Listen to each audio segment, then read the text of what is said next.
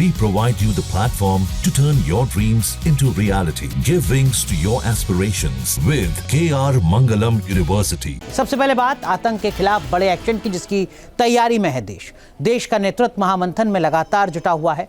लगातार बैठकों का दौर चल रहा है। कुछ अहम फैसले लिए गए हैं। एनएसए बोर्ड में बदलाव किए गए हैं।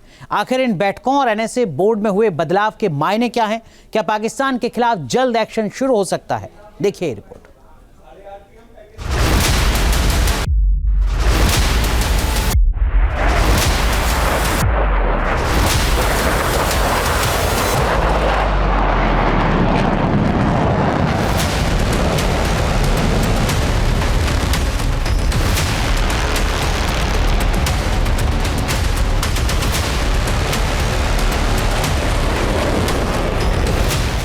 दहशतगर्दों का कब्रिस्तान बनने वाला है पाकिस्तान।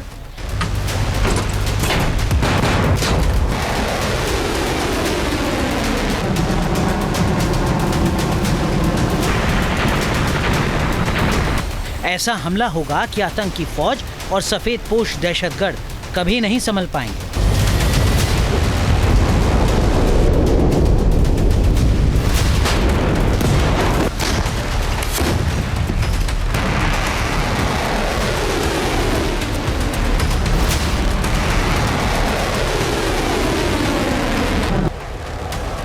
राफेल की रणभेरी पाकिस्तानी फौज की नींद उड़ा रही है। ब्रह्मोस का खौफ पाकिस्तानी फौज पर सिर चढ़कर बोल रहा है।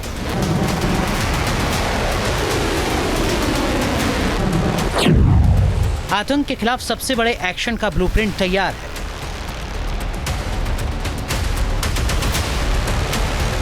हालात ऐसे हो चुके हैं कि पाकिस्तानी सेना ने इंटरनेशनल बॉर्डर पर कई पोस्ट खाली कर दी। पाकिस्तानी सेना ने इन पोस्ट से झंडे भी हटा लिए हैं। पाकिस्तान में इस बात की चर्चा हो रही है कि किस तरह का एक्शन होगा। To initiate a war, but it can be a limited war, or can't be full-scale war because both countries are nuclear power, nuclear forces. इस वक्त पाकिस्तान की तरफ से एक ही राग अलापा जा रहा है और वो है परमाणु राग। लेकिन ये तो तय है कि इन गीदड़ भभकियों का भारत पर कोई असर नहीं होने वाला। हाई लेवल मीटिंग के जरिए भारत अपनी तैयारियों को अंतिम रूप दे रहा है। सरकार में महायुद्ध का मंथन जारी है। आतंक के खिलाफ सबसे बड़े वार की तैयारी है। फिर प्रधानमंत्री आवास पर सुरक्षा मामलों की कैबिनेट कमेटी यानी सीसीएस की बैठक हुई। सीसीएस की ये दूसरी मीटिंग थी। पहली मीटिंग पहलगांव अटैक के अगले दिन 23 अप्रैल को हुई थी। सीसीएस की बैठक के बाद सीसीपीए यानी cabinet committee on political affairs की मीटिंग हुई। इस कैबिनेट कमेटी को सुपर कैबिनेट कहा जाता है। आखिर बार सुपर कैबिनेट की बैठक 2019 में पुलवामा हमले के बाद हुई थी। जाहिर है इन मीटिंग्स की अहमियत का अंदाजा लगाया जा सकता है। तो जो आसार हैं वो बहुत अच्छे हैं। हमारे तीनों चीफ्स बहुत कॉम्पिटेंट हैं। तीनों चीफ बहुत आला और एक्सपीरियंस तजुर्बेकार हैं। हमें पूरा भरोसा है कि वो अच्छे फैसले लेंगे, अच्छी तरह से पाकिस्तान को ठोकेंगे।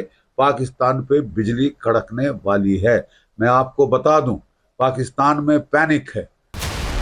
सीसीएस और सीसीपीए की बैठक के बाद पीएम मोदी ने गृह मंत्री अमित शाह और रक्षा मंत्री राजनाथ सिंह से अलग से बैठक की। बैठकों के दौर के बीच सरकार ने एनएसए बोर्ड में बदलाव का फैसला किया। पूर्व रॉ चीफ आलोक जोशी को बोर्ड का अध्यक्ष बनाया है। इसके साथ ही बोर्ड में पूर्व सैनिक और आईपीएस को सदस्य बनाने को मंजूरी दी गई। उनके साथ बोर्ड में कुल 6 सदस्य होंगे। बोर्ड में तीनों सेनाओं के रिटायर्ड अधिकारियों को शामिल किया गया है। राष्ट्रीय सुरक्षा सलाहकार बोर्ड का काम राष्ट्रीय सुरक्षा सलाहकार और राष्ट्रीय सुरक्षा परिषद को सलाह देना है। सुरक्षा मामलों में ये थिंक टैंक की तरह काम करता है। ये अहम सुरक्षा नीतियों पर सरकार को सलाह देता है। इसमें न्यूक्लियर नीति जैसे अहम मुद्दे भी शामिल हैं।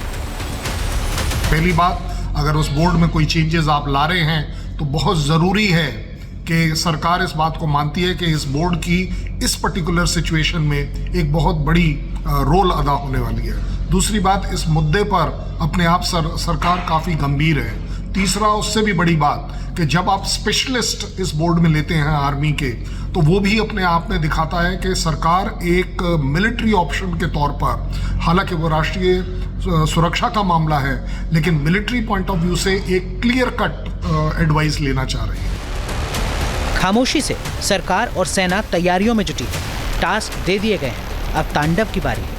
ऐसा तांडव जिससे आतंकिस्तान को बड़ा सबक मिले। खबरों के मुताबिक उस तांडव की नीति बना ली गई। Team news nation.